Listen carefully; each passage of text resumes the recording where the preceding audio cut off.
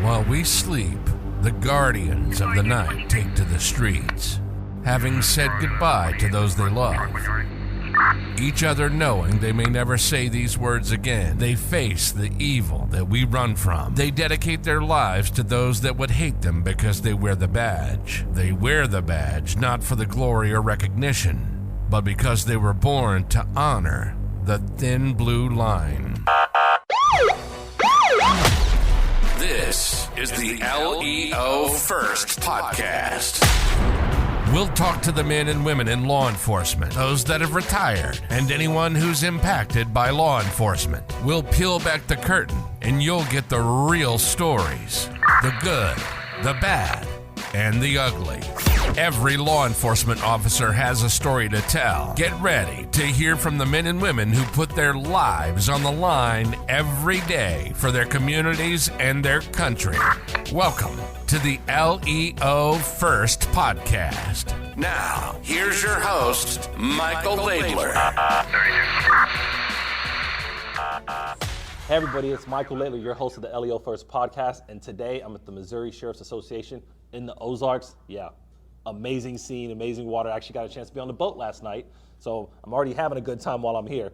Well, as you know, I love doing in-person podcasts, and I was prepared, but I didn't know I was going to actually get a chance to do it. So I met my new friend, Will Akin, Sheriff of Clay County, and I said, you know what? Would you mind being on my podcast? I looked at his background. I kind of knew what his answer was going to be because given the group that he's associated with outside of his current agency, they're known for leadership, training, and being willing to speak and share what they have going on. So I was pretty confident that he was going to say yes. So I'm excited to be here with you, Will.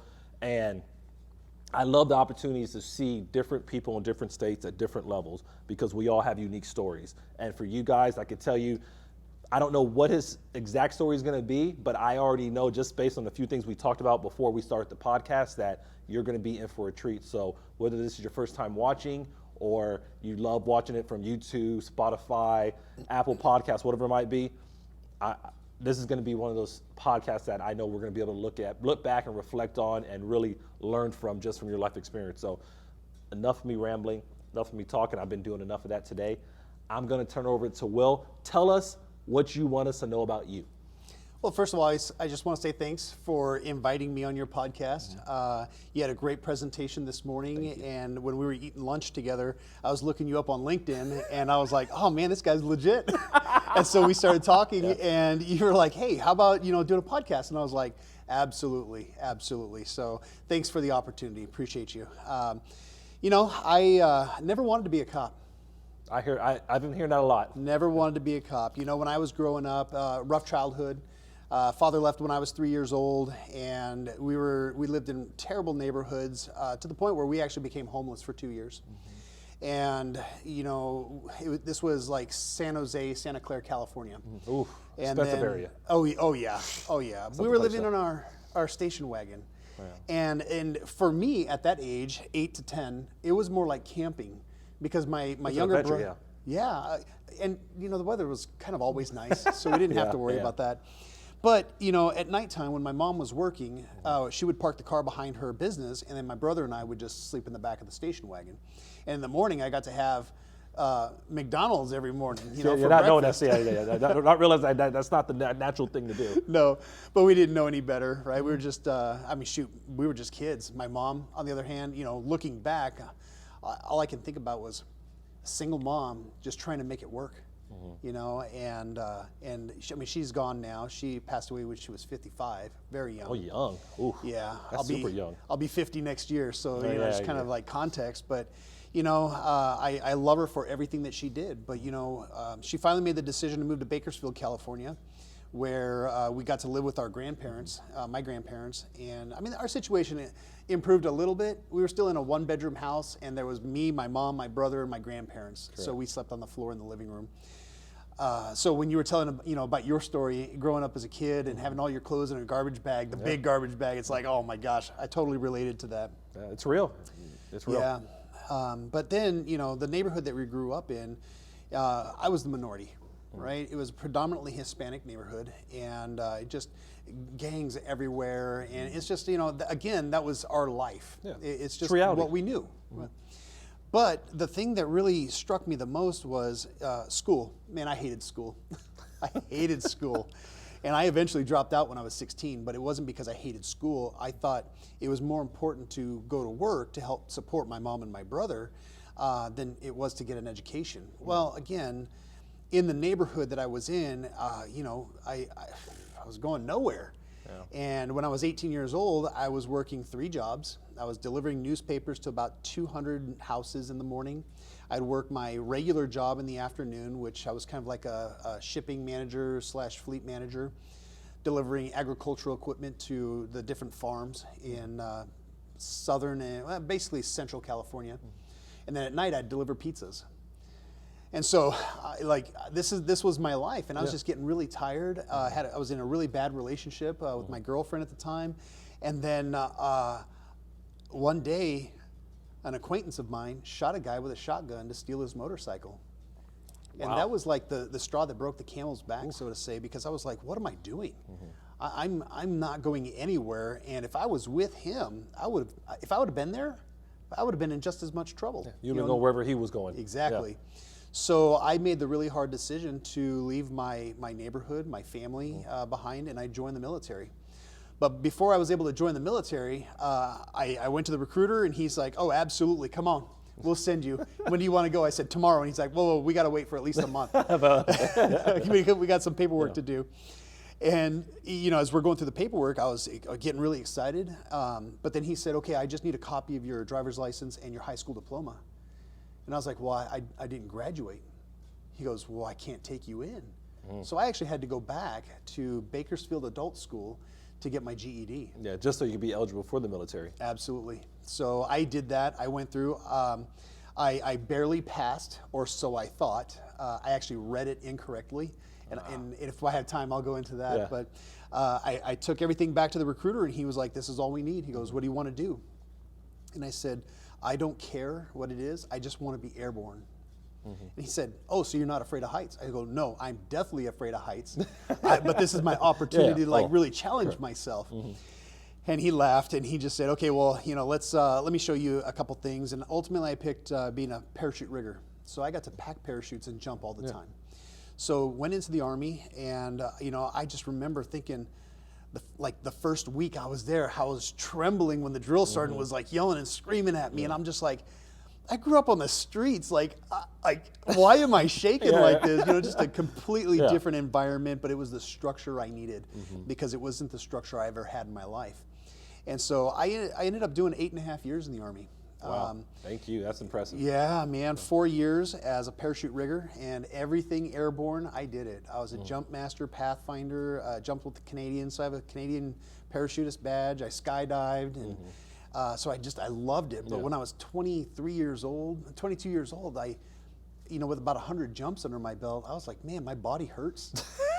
Yeah, jumping that many times in any fashion will definitely take you out quickly. Yes.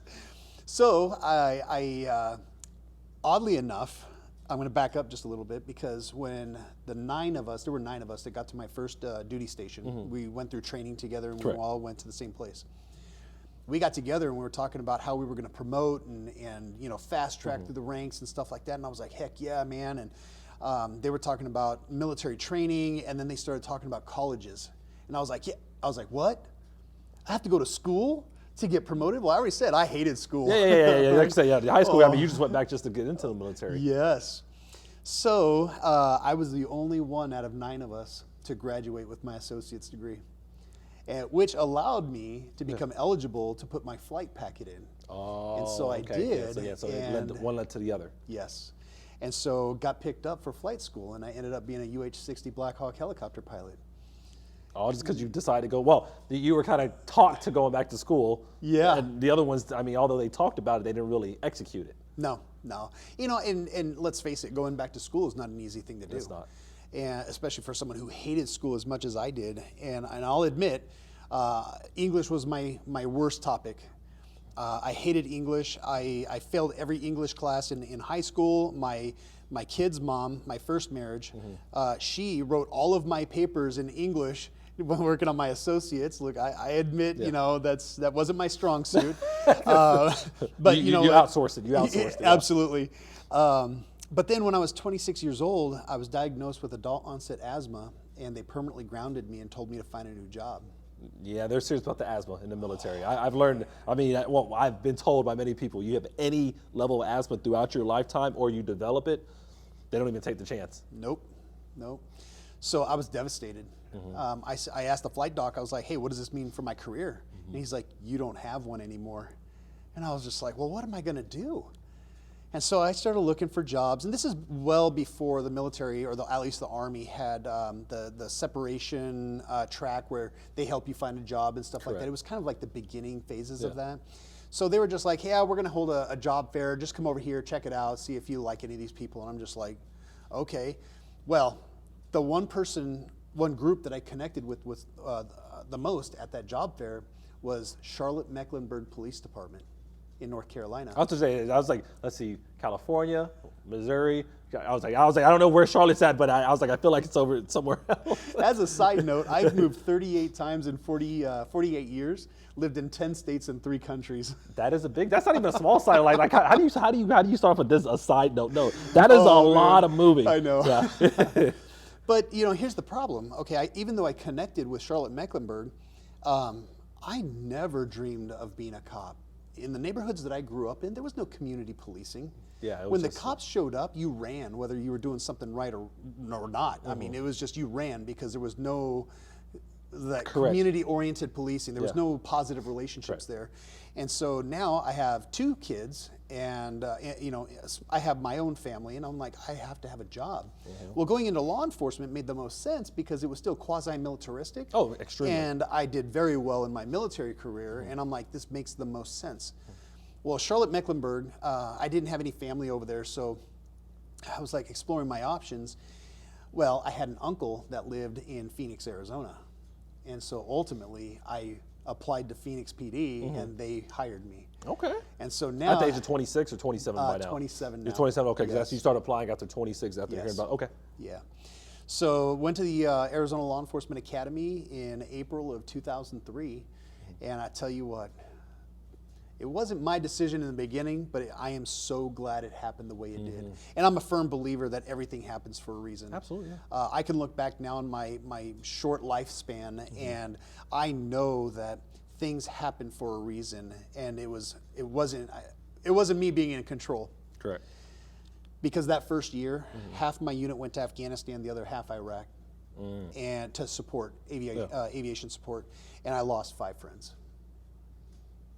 Well, if I was a part of that deployment group, how do I know that wouldn't have been me? Yeah, how do you know you wouldn't have been one of the 5? You might have been number 6. Right. You don't know. Yep. So got on with the Phoenix Police Department, and that's when I started my law enforcement career. And man, let me tell you, you've been through some stuff. You've been in law enforcement. Yes. I mean, obviously, so you hear people's stories, and sometimes you're like, well, you started in Phoenix, but now we're in Missouri, right? And you're a sheriff in Missouri. So obviously, in 22 years? Yeah, 21 years. 21 years. Yep. So in 21 years, you went from a street level patrol officer to now being over a county in an area that you're not from. Right. So how do we get from police officer to sheriff? Like these are a lot of moving pieces, because it's not like you worked for the sheriff's office here in any well, you probably did at some point, but not in the beginning. Right. It's not like you were in multiple areas within Missouri. You're literally coming from a whole other state, and then so where do you go from Phoenix? So from Phoenix, after 5 years, went to South Bend, Indiana. Because at this point... You ain't even in Missouri yet. Keep going. Yeah. You're not even in Missouri yet. God. There's 2 stops in between Phoenix and Missouri. Okay. But went through a divorce, had kind of a rebound marriage after that. But there's a story in itself, maybe for maybe another episode or something. I like it. But ended up in South Bend, Indiana, because I wanted to be closer to my kids. And when I was living in Phoenix, it was 2,000 miles away from my kids. And I grew up without a dad, and I swore that would never be the case for my kids. Well, I wanted to be closer, so I moved to South Bend. Now I'm 70 miles away, And crazy enough, I spent more time with them when I was 2,000 miles away than when I was 70 miles away because there was a whole lot of manipulation going on.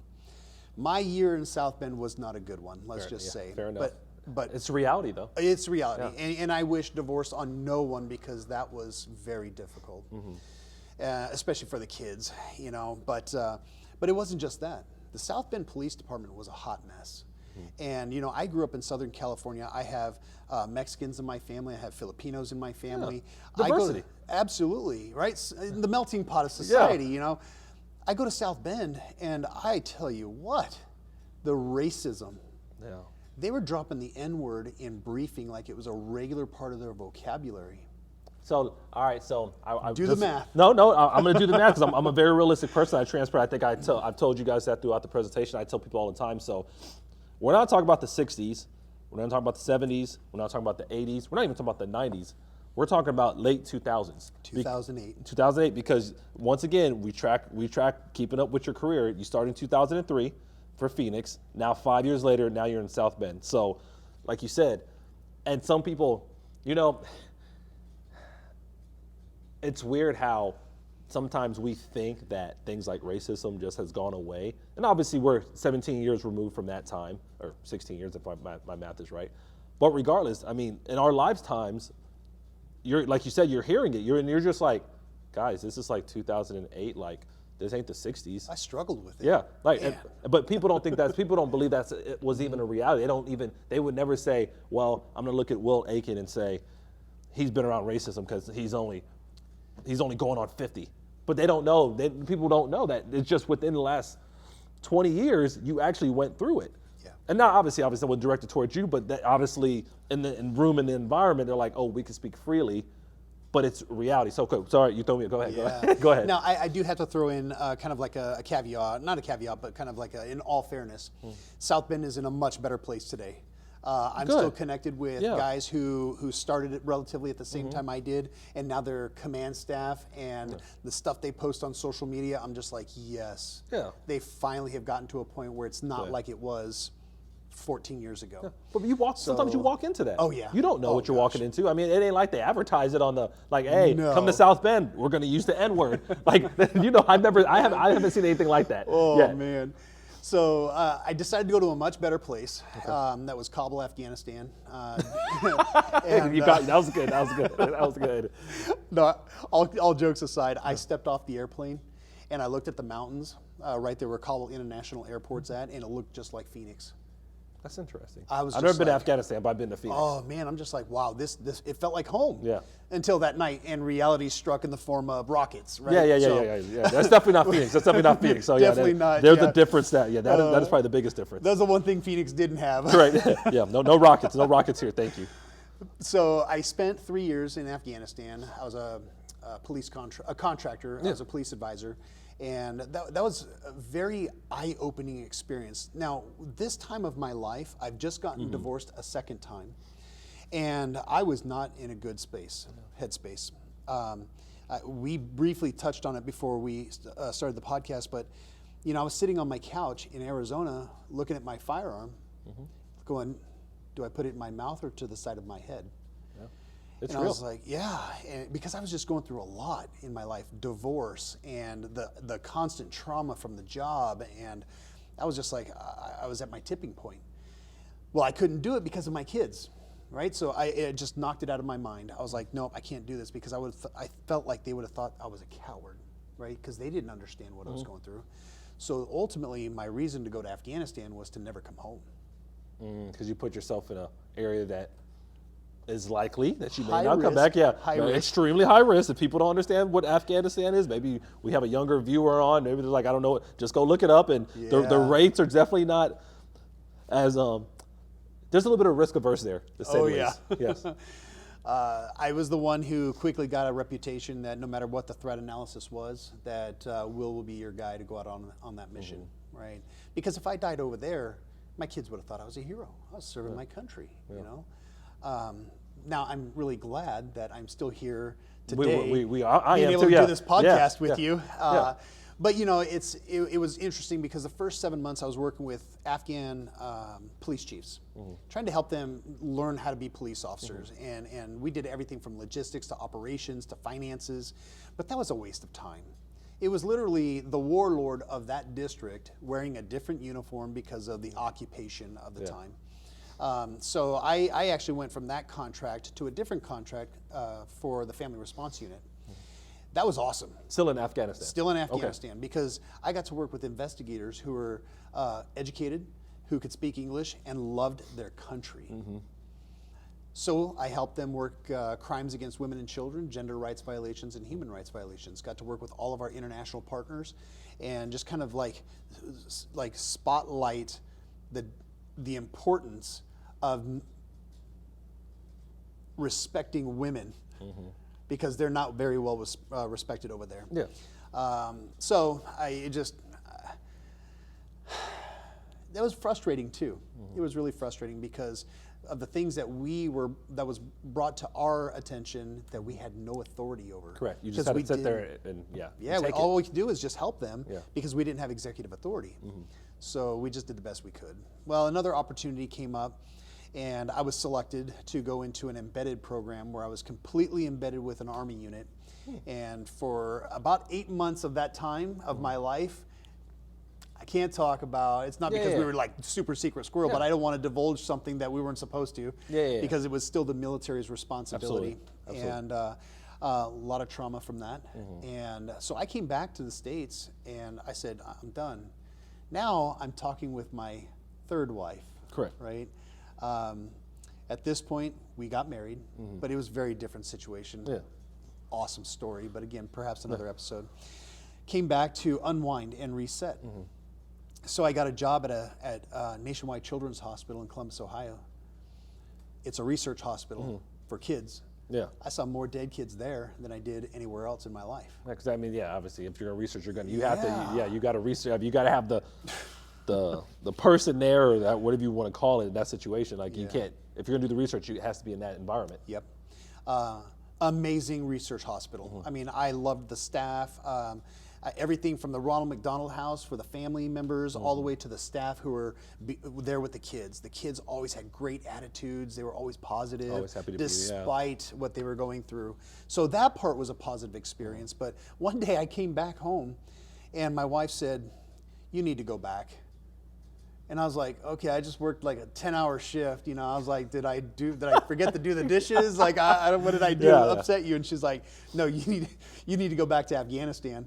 And I was like, okay, did I piss you off? What kind of insurance do you want? Well, she goes, no. She goes, I see you. She goes, and I appreciate everything you're doing for us, the family. She goes, but I see you coming home from this job, and I look at you like Paul Blart, the mall cop. And I was like, oh my gosh, you're like on a roll, This was in part 1 versus part 2, This was the first series. This was the first movie by him. And she goes, with all of your background and experience and stuff like that, she goes, you need to go back to Afghanistan. She goes, that's where you thrive. And I was like, well, I said 3 days ago, my former boss called me and said, you need to come back. And she goes, go.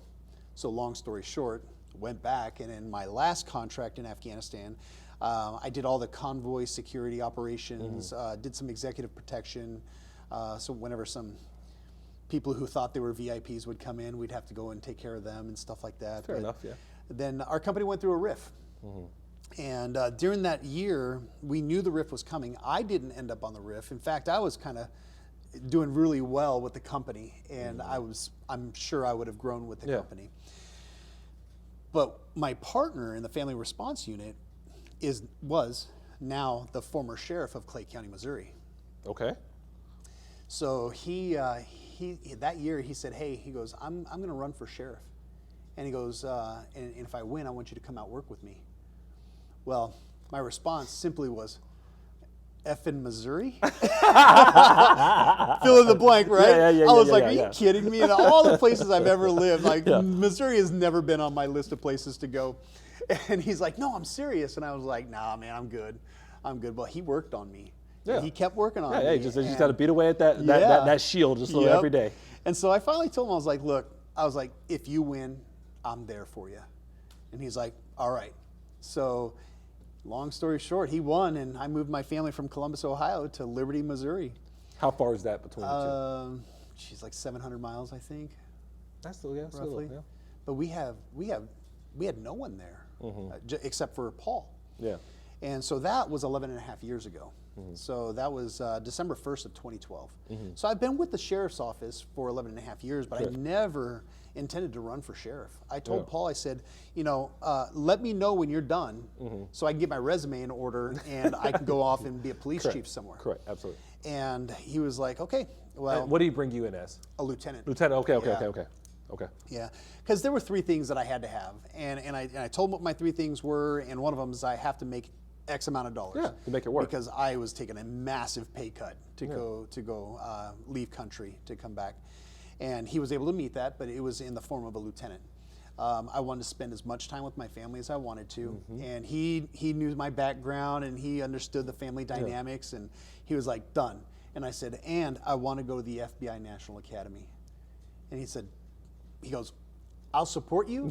He said, but you're going to have to do the work. Yeah. Because it was a long application process Correct. and stuff like that. And man, he came through. He supported me. I went to the FBI National Academy in 2016 as a captain. And man, my experience with the Clay County Sheriff's Office was awesome. But as you mentioned earlier, alluded to, I was an outsider. And I was an outsider coming in as a lieutenant.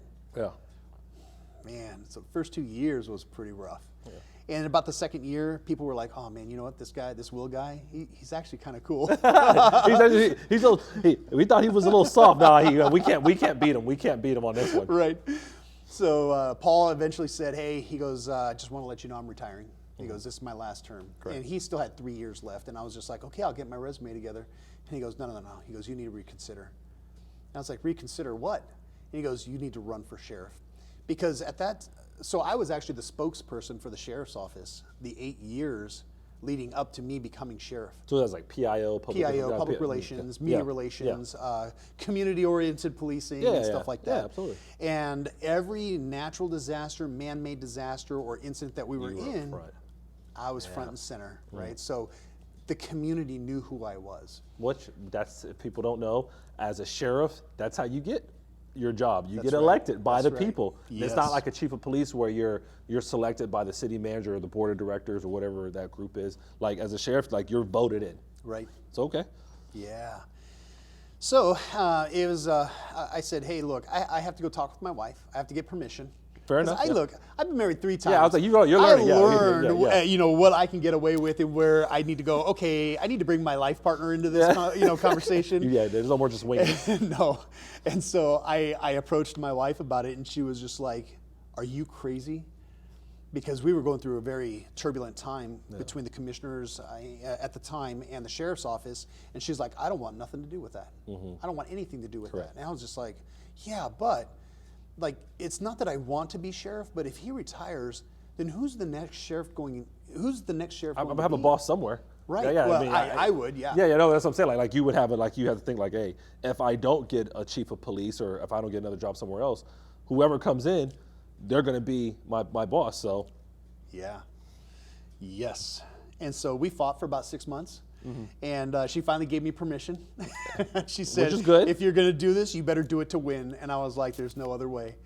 And so I spent 2 years running for sheriff. And November of 2020, the people decided that I was the best candidate for it, and they elected me. And I took over January 1st of 2021. Wow, that's a lot of different moving pieces that you went through. I mean, I don't know. I can't remember. You said 30 or 38 moves in 48 years. Yeah. Whatever you said, it started with a 3. It didn't start and end with 1 3. It was double. It was double digits of 3. So, with that, one of the things that I want to get back to, I'm gonna go back to your Afghanistan days, and there was that 3-year window when you were gone. You were over there. How did that impact your family, especially your boys? Oh man, I carried so much guilt. So much guilt, and the reason for it is because I was on the other side of the planet. Yeah, right? no, literally, that's not even 2,000 miles. That's gosh. What, I don't know, 15,000, 7,000. Yeah, that's a lot of miles. Yeah, but years later, my sons are 19, 24, and 28. The only one that has a birthday left is my 24-year-old. He'll be 25. But We all had them at home. We had all of them at home.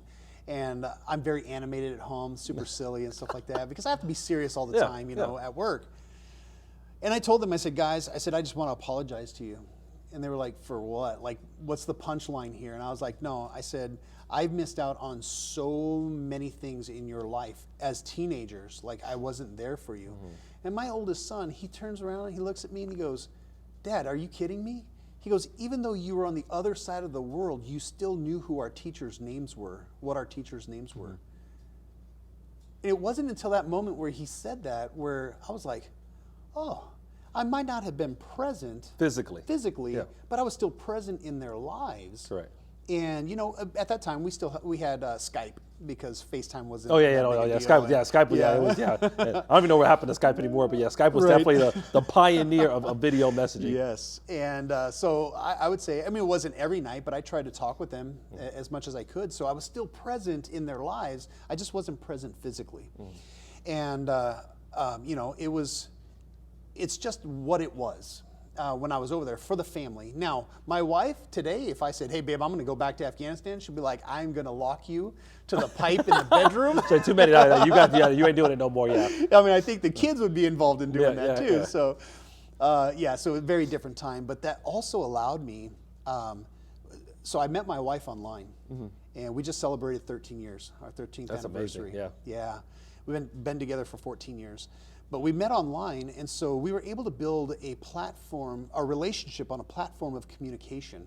Because in the 2 years that we were together at first, we kind of added it up, and it was like 3.5 months total combined time that we were able to spend together. And so the rest of the time, the rest of the time was emails and letters, and even though. I hate writing, right? Hey, but that's check this out. So I did that because I was courting her, and now I mean she's my best friend, like hands down. But just kind of like, in addition to that, in Afghanistan I went back to school, and I finished my bachelor's degree in criminal justice. Okay. So my associate's was in behavioral science. My bachelor's is in criminal justice, and that's when I was like, man, school's kind of easy. Even the writing was kind of easy. It's not that bad as I thought it was going to be. I think mostly it was because now I wanted to do it as opposed to me having to do it. And that was just a very different mindset. And I actually went on straight into my master's program and got an MBA with a concentration in management. And I actually finished that while I was at the sheriff's office. Nice. Well, I was done after that, man. I was like, school, I am done. I'm already getting things I don't need right now. Because people don't know in law enforcement, you really don't need, like, it's not a necessity to get to certain levels with the degree. Like, you don't have to be a sheriff, you don't have to have a master's, you don't have to have a bachelor's. But for your own knowledge base and helping those around you and just yourself, it's good to get that education. Gosh, absolutely. It makes you more of a holistic person. I'm not saying that being book smart doesn't get you somewhere, but it proves a lot of things. Like one, you can commit to something. Correct. But it also expands your horizons because a lot of people, they don't have the opportunity to leave their neighborhoods, or where they grew up from, or if they did, it's kind of like a vacation. Yeah. Man, I've been all over the place. You have been, and yes. my perception on things are just very different because of my world experience. Yeah. But long story short, I ended up teaching at a university, and it was funny because I kept looking at my colleagues, not my peers, because they were all doctors, and I was like, how in the world did they become a doctor? Because something's missing, right? That's brilliant people, but when it came to common sense, I'm like, oh, street smarts. There's no street smarts. And I was like, if they can do it, I can do it. So I actually went back to school and graduated with my doctorate in 2020. Wow. Yeah, so, you were just on a roll.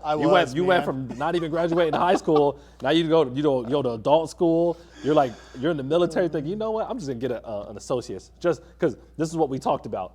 And plus you need it for the flight school. Now you done jumped in the bachelor's, like, man, this ain't too bad. Master's and now a doctorate. Wow. Yeah. So my hashtag, GED to EDD. I mean, but it's legit though. I mean, but you see, like with all these experiences, and obviously it's great that you have a relationship with your kids, and obviously you found the right woman for you. Yes. It took you 3 times, but hey, sometimes third time's a charm. Hey, third time's a charm. Hey, some people get fortunate, they get one and they're with them for 30, 40 years. Sometimes people go through 4 or 5. I mean, you don't really know, but obviously you had a lot of ups and downs. You had a lot of highs, you had a lot of lows, whether it's the marriage or your family. How did you manage and overcome some of these stressful factors in your life? Man, definitely childhood.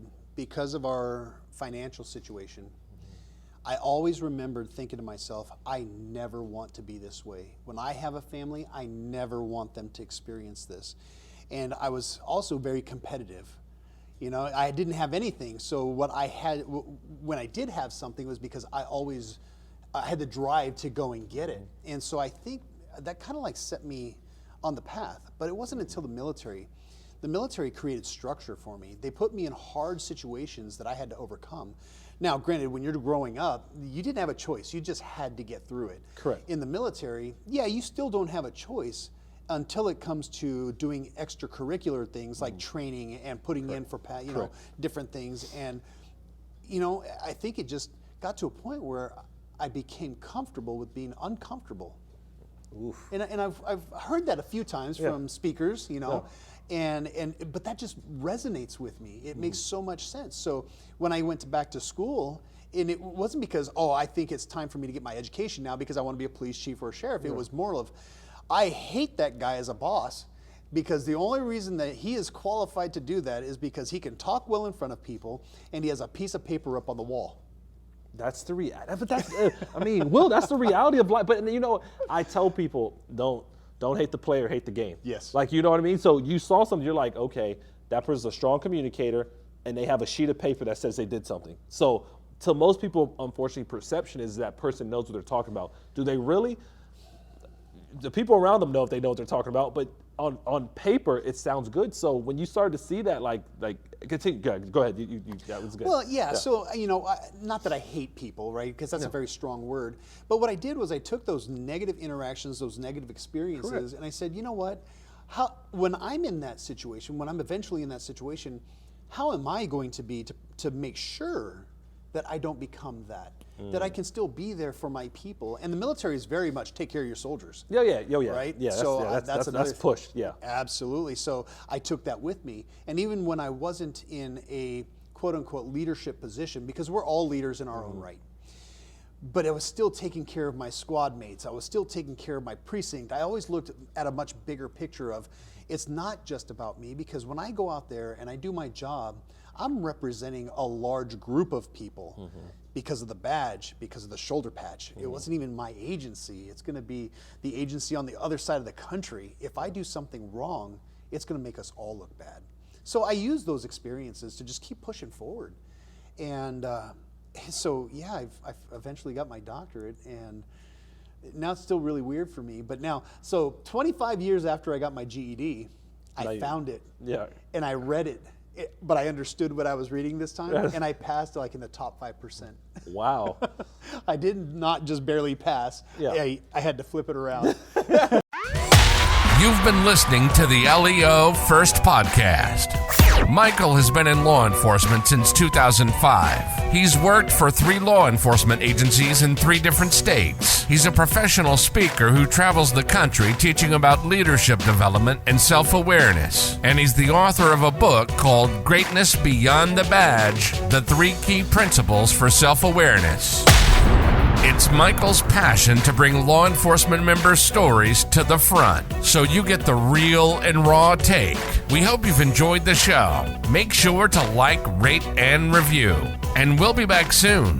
But in the meantime, hook up with Michael on YouTube, Instagram, and LinkedIn at Michael Laidler, on Twitter at Michael A. Laidler, on Facebook at Michael Laidler Leadership. Send an email to michael@michaellaidler.com and hit the website at michaellaidler.com. See you next time on the LEO First Podcast. Like that, I'm gonna be leaving it over. Find vehicles, I can remote it.